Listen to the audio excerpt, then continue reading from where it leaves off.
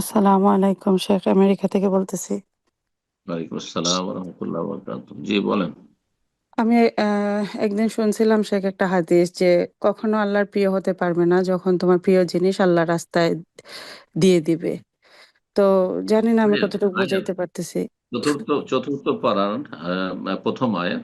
আর সূরা আলে ইমরান আয়াত লান তানালুল বিররা হাত্তা তুনফিকু মিম্মা তুহিব্বুন। জি, কোরআন আয়াতের এই হাদিস না।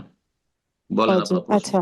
পরে এটা শুনে না শেখ, আমার একটা গলার হার ছিল, ওইটা আমার আমার কাছে অনেক প্রিয় ছিল। তো আমি নিয়ত করছিলাম যে কখনো যদি জীবনে আমার কোনো বিপদ মানে মুসিবত না আসে, ওটা বেচা লাগে ওঠার কারণে, তো এগুলা যদি না আসে তাইলে আমি ওটা আল্লাহর রাস্তায় দিয়ে দিব।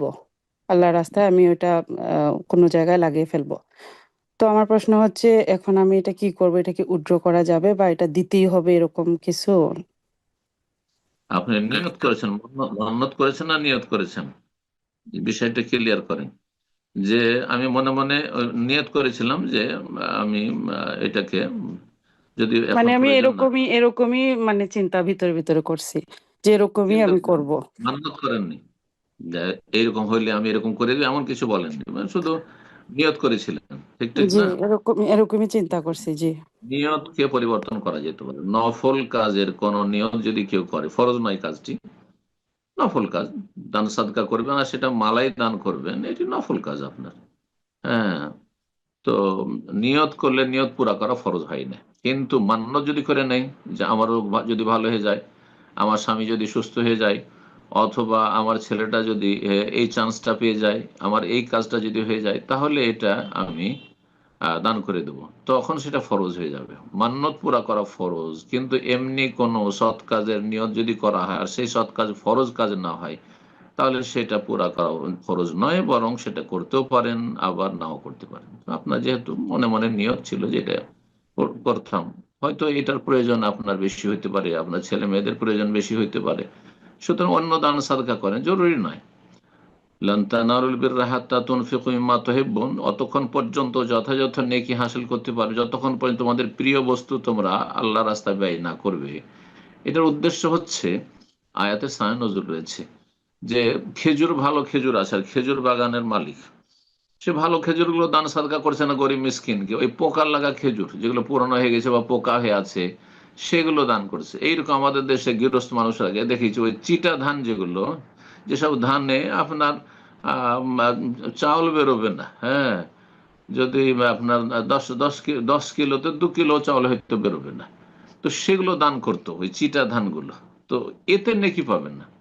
এইরকমই এক শ্রেণীর মানুষ আছে, গরম ভাত তো গরিব মিসকিনকে খাওয়াবে না, গরম রুটিও খাবে না, কিন্তু বাসি ছেলে মেয়ে খেয়ে দিয়ে এখন ফেলে দিতে হবে, ফেলে না দিয়ে যা এটা খাওয়িয়ে দেয়। হ্যাঁ, গরিব মানুষকে শীত বস্ত্র কখনো নতুন জীবনও দিবেন না, ওই পুরাতন ছিঁড়ে ছিঁড়ে ছিঁড়ে গেছে আপনার বাচ্চাদের আর চলবে না, তখন শুধু দিচ্ছেন। তাহলে যথাযথ নেকি পাবেন না, পাবেন সামান্য কিছু পাবেন। মাঝে মাঝে গরিবদেরকে নতুনও পরার দেন, হ্যাঁ, ভালো খাবারও দেন, গরম খাবারও দেন গরিব মিসকিনকে। কথা বোঝা গেছে? ভালো কোয়ালিটির গুলো দেন, হ্যাঁ, শুধু ডাউন কোয়ালিটির দিবেন এটা উচিত নয়। জি, এটা আপনার ইমানের দুর্বলতা, এটা হচ্ছে উদ্দেশ্য এই আয়াতের। বারাকাল্লাহ ফিক। এর মানে এ নয় যে আপনার সবচেয়ে ভালো প্রিয় বস্তু মালাটি ছিল সেটাই দিয়ে দিতে হবে, এমন কিছু নাই কিন্তু। জি, আপনি অন্য কিছু দিতে পারেন, আপনার অবস্থা বুঝে ব্যবস্থা করবেন। আল্লাহ যেন তৌফিক দান করেন। বারাকাল্লাহ ফিক। জাজাকাল্লাহ খায়ের শেখ। তো উস্তাজি আজকে ইনশাল্লাহ এখানে শেষ করা যায়, দোয়া করে শেষ করে দেন। ইনশাল্লাহ বাকি আগামী সপ্তাহে। জাজাকাল্লাহ খায়ের। জাজাকুমুল্লাহ খাইর। আমরা এই সপ্তাহে বিশেষ কারণে শনিবারে প্রোগ্রাম করলাম, আর আগামী সপ্তাহে আবার আপনার মনে রাখবেন যে ইনশাআল্লাহ রবিবারেই প্রোগ্রাম হবে। আগামী সপ্তাহে ধারাবাহিক ইনশাআল্লাহ রবিবারে আমাদের প্রোগ্রাম থাকবে। আল্লাহ রব্বুল আলামিন যেন এই প্রোগ্রামকে যতদিন দুনিয়াতে আল্লাহ রাখবেন, হ্যাঁ, কন্টিনিউ করার তৌফিক দান করেন। এর মাধ্যমে আমাকে আপনাদের সকলকে যেন উপকৃত করেন, এবং আল্লাহ রব্বুল আলামিন যেন আমাদের নেক আমল নামাতে আল্লাহ রব্বুল আলামিন যেন এটা উত্তম আকারে আল্লাহ রব্বুল আমাদেরকে দান করেন, এবং জান্নাতে যাওয়ার যেন মাধ্যম হয়, জাহান্নাম থেকে, জাহান্নামের আযাব থেকে, কবর আযাব থেকে বাঁচার যেন ওসিলা হয়। আল্লাহ রব্বুল কাছে দোয়া করি, আল্লাহ রব্বুল আলামিনের কাছে দোয়া করি সমস্ত ভাই বোনদের জন্য, বিশেষভাবে যারা আজকে আমাদের সাথে থাকলেন, আল্লাহ রাব্বুল আলামিন যেন তাদের দিন দুনিয়ার সার্বিক কল্যাণ, রহমত, বরকত দান করেন।